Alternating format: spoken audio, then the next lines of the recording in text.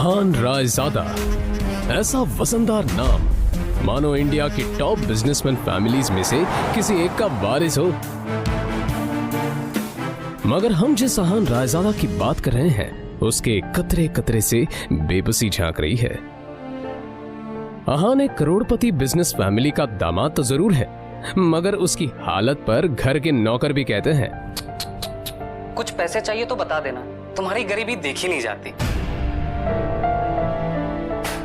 कहने को तो अहान जैसी रिच फैमिली के दामाद सड़कों पर महंगी कार दौड़ाते थे, महंगे क्लब्स में जाते थे, मगर अहान की लाइफ में 3 चीजें आम थी। पहली चीज बेइज्जती, दूसरी चीज बहुत बेइज्जती और तीसरी चीज बहुत से भी ऊपर वाली बेइज्जती। और हाँ, कभी कभी वो किसी रईस को जब अपनी बीवी को एक महंगे होटल में खाना खिलाते देखता था तो वो खुद से कहता था, एक दिन अपना भी टाइम आएगा जब मैं महंगे सूट में ऐसी किसी महंगे होटल में अपनी बीवी शनाया को टशन के साथ खाना खिलाऊंगा। जब वो मेरे सीने से लग के एक रोमांटिक डुएट में मेरे साथ रोमांटिक कैंडल लाइट डांस करेगी ना तो वहां बैठे सारे रईसजादों के सीने पर सांप लौटेंगे।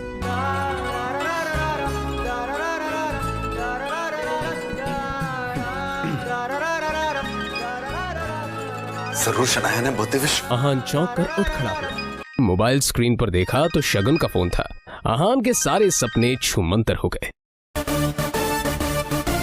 शगुन अहान की बीवी शनाया की कजिन थी जो हमेशा ही अहान को नीचा दिखाने की कोशिश करती थी। मोबाइल की तरफ देखकर अहान ने बुरा सा मुंह बनाया और फिर कुछ सोचकर फोन उठा लिया। मेरे प्यारे जीजा जी, फोन नहीं उठाते आप? ये वो मैम। अच्छा वो सब छोड़िए, आप एक काम कीजिए, साहू ज्वेलर्स पे मेरा एक नेकलेस पड़ा है, मैंने ओनर को कॉल कर दिया है, वहाँ जाके नेकलेस कलेक्ट करके मेरे घर पे आइए। शगुन, मुझे बैंक जाना है और ये मैं बैंक जाने का तेवर किसी और को दिखाइएगा जीजा जी। वैसे भी आपको हमारे फैमिली के टुकड़ों पर ही पलना है ना? तो जितना काम कहा जा रहा है उतना कीजिए। और हाँ, नेकलेस के साथ में ओनर आपको 30,000 रुपए भी देगा, वो लेकर मेरे घर पे आ जाइए और 30,000 रुपए में से 1 रुपया भी कम नहीं होना चाहिए, समझे ना? देखो शगुन, आज तक मैंने कभी चोरी नहीं की। और दूसरी बात यह कि अगर मुझ पर इतना डाउट है तो किसी नौकर को भिजवा के करवा लो। क्या है ना, बहस करने की इजाजत आपको है नहीं, तो जितना काम कहा जा रहा है उतना कीजिए। 1 घंटे के अंदर नेकलेस और पैसे लेकर मेरे घर आ जाइए। और फिर से कह रही हूँ, 30,000 रुपए में से 1 भी रुपया कम नहीं होना चाहिए। बाय। अरे है दीदी को बुलाओ यार, है दीदी।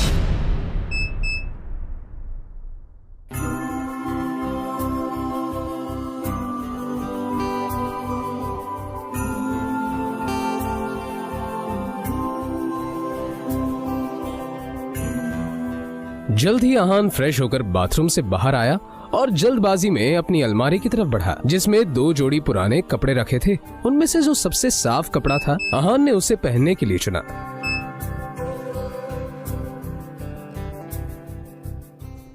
तैयार होकर वो बाहर निकला और जैसे ही सामने देखा तो उसकी सांस यामिनी गिल अपनी कुछ सहेलियों के साथ रमी पार्टी में व्यस्त थी। तभी यामिनी जी की एक सहेली ने अपने सैंडल की तरफ देखकर कहा, यामिनी, ये देखो ना, तुम्हारे यहाँ आते आते मेरा बेल्ट टूट गया चप्पल का, अब मैं घर कैसे जाऊंगी? अरे इसमें टेंशन लेने वाली कौन सी बात है, तुम पार्टी एंजॉय करो, मैं नौकर से कह दूंगी, वो ठीक करवा कर लाएगा। ना ना, मैं नौकरों पे भरोसा नहीं करती, मेरी चप्पल महंगी है, तू एक बार टूट गई चप्पल तो मैं दोबारा पहनती नहीं हूँ, लेकिन क्या करूँ, घर भी तो जाना है ना। अहान उस तरफ से निकला ही था जब यामिनी जी की नजर उस पर पड़ गई। डोंट वरी, नौकर नहीं है, नौकर से थोड़ा ऊपर ही है, वो तुम्हारा काम अच्छे से करेगा। आहान सुनो, ये चप्पल लो और उसे ठीक करा कर लाओ। तभी यामिनी जी की सहेली ने कहा, यामिनी, ये सब काम दामाद से अच्छा नहीं लगता। अरे तुम इतना टेंशन क्यों ले रही हो, वैसे भी इसे ये सब काम करने में बड़ा मजा आता है। तुम लोग को भी कोई काम हो तो बता दे रहा। दामाद है तो क्या हुआ, चप्पल भी ठीक नहीं करा सकता? कुछ तो करे, वैसे भी कुछ करता धरता तो है नहीं। ये बातें सीधा आहान के दिल पर आकर लगी, मगर अब उसे ये सब हमेशा ही सुनने की आदत हो गई थी। उसे याद था कि आज उसका बर्थडे है, मगर ये सिर्फ उसे ही याद था, बाकी किसी को भी इससे कोई मतलब नहीं मैं था। अभी शगुन का काम करने जा रहा हूं। बहस मत करो, जो काम दिया है वो करके आओ। दामाद है तो दामाद की तरह रहो। भिखारी कहेगा, पता नहीं शनाया की जिंदगी में ऐसा क्या लिखा था कि तुम जैसा निठल्ला पति मिला है उससे। और अब यामिनी जी की सहेली ने आहान को उसकी टूटी हुई सैंडल की स्ट्रैप दिखाकर कहा, ये वाली चप्पल ठीक करना है, महंगी दुकान में ठीक करवाना, समझ में आया? कहते हुए उसने आहान का हाथ उठाकर सैंडल उसके हाथ में पकड़ा दिया।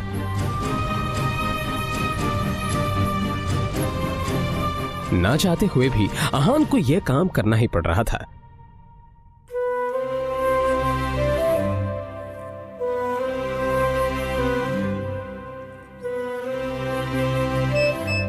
उसके मोबाइल पर उसकी बीवी शनाया ने मैसेज किया।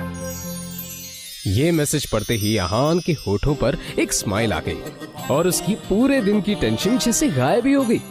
आज पहली बार शनाया ने उसे ऑफिस बुलाया था।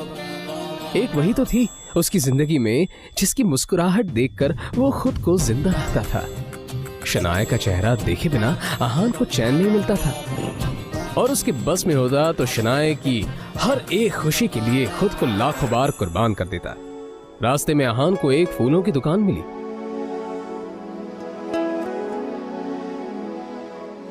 और अपना पर्स निकालकर देखने लगा। उसमें सिर्फ 500 का एक नोट पड़ा हुआ था। जैसे ही आहान वापस मुड़ा तो उसे शगुन का काम और अपनी सास के दिए हुए काम याद आ गए। उसने एक नजर घूर कर उस सैंडल की तरफ देखा और कहा, माफ करना आंटीज और सासू माँ, आप लोगों को सादर प्रणाम। पर शनाया से बढ़कर मेरे लिए और कुछ नहीं है। थोड़ी सी डांट सुन लेंगे आपसे। फिर उस पैसे से आहान ने शनाया के लिए फूलों का वो बुके ले लिया। आज वो पहली बार गिल कंस्ट्रक्शन के ऑफिस जा रहा था, जो कंपनी गिल खानदान की थी। ये सोचकर आज वो फूला नहीं समा रहा था कि वहां उसका अच्छे से स्वागत होगा, कि तभी सामने से आने वाले एक आदमी से आहान टकरा गया। उसका नाम देव मल्होत्रा था। यू इडियट, दिखाई नहीं देता तुम्हें? पता नहीं कहां से मुंह उठाकर चले आते हैं। इस ऑफिस में तुम्हारी खड़े होने की भी औकात नहीं, और ऐसे टहर रहे हैं जैसे तुम्हारी खाले जी का घर है। कौन हो तुम? शायद देव मल्होत्रा ने भी उसके बदरंग कपड़ों से उसे नौकर या ऑफिस बॉय ही समझ लिया था। मल्होत्रा ने एक नजर नीचे पड़े बुके की तरफ देखा और फिर उसे अपने पैरों तले कुचल के बाहर निकल गया। आहान ने अपना सर झुकाए बस उस बुके की तरफ देखा। उधर शनाया अंदर से ये नजारा देख रही थी। तभी आहान की नजर शनाया पर पड़ी तो एक पल के लिए वो अपनी बेइज्जती भूल गया और वो शनाया के केबिन में दाखिल हो गया। वो शनाया की तरफ बढ़ा। अब जाने भी तो शनाया, जो हुआ मेरे साथ वो हुआ, और तुम इतना टेंशन क्यों ले रही हो? जो बात गई वो बात गई। तभी शनाया चीखते हुए बोली, दूर हटिए आप मुझसे, दूर हटिए। आप चले क्यों नहीं जाते मेरी जिंदगी से? नर्क बना रखी है मेरी जिंदगी। आहान को एकदम से झटका सा लगा। वो खुले मुंह से शनाया की तरफ देखता रह गया। तभी शनाया आगे बोली, पता नहीं कौन से बाबू की सजा मिल रही है मुझे। नहीं, आप चाहते क्या? पापा ने हम दोनों की शादी जबरदस्ती करवाई थी, वरना आप तो कभी मेरे लायक थे ही नहीं। और आज भी आपको पति कहते हुए मुझे शर्म आती। अरे आज वो ड्राइवर नहीं था इसलिए आपको बुला लिया, पर मुझे क्या पता कि मेरा पति इस काम के भी लायक नहीं है। यहां आकर आपने मेरे सबसे पुराने क्लाइंट मिस्टर मल्होत्रा को नाराज कर दिया है। अब कैसे होगा काम मेरा? आंखों में आंसू लिए शनाया ने आगे कहा, मैं जहां पर भी जाती हूँ आप मुझे बेइज्जती के सिवा और कुछ नहीं दे सकते। सिर्फ एक बदनुमा दाग बनकर रह गए हैं आप मेरी जिंदगी पर। इतना कहकर शनाया केबिन के बाहर निकल आई। तभी रास्ते में पड़े बुके की तरफ देखकर शनाया ने कहा, क्या है ये सब? क्या गंदगी फैला रखी है यहाँ पर? फेंको इसे डस्टबिन में। फूल को अपने पैरों से कुचलते हुए आगे बढ़ गई।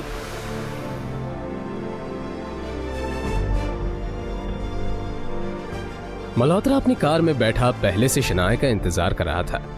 फिर आहान के सामने ही शनाया अपने क्लाइंट मल्होत्रा के कार में बैठी और बिजनेस के सिलसिले में वहीं से जा चुकी थी। तभी आहान के सामने काली रंग की कार आकर रुकी, जिसमें से एक अधेड़ उम्र का शख्स बाहर निकला। आहान उसे देखते ही चौंक गया, क्योंकि उसकी यहां आने की उम्मीद आहान को बिल्कुल नहीं थी। वो आदमी आहान के सामने आकर बोला, यंग मास्टर, एशिया की सबसे अमीर कंपनी और रायजादा ग्रुप के अरबों रुपए का बिजनेस एम्पायर आपका इंतजार कर रहा है। वक्त आ गया है कि आप आकर अपना बिजनेस संभालें। आखिर कौन है ये आदमी? आहान के साथ शनाया के इस बर्ताव का कारण क्या है? क्या है आहान की कहानी? जानने के लिए बने रहिए इस कहानी के साथ।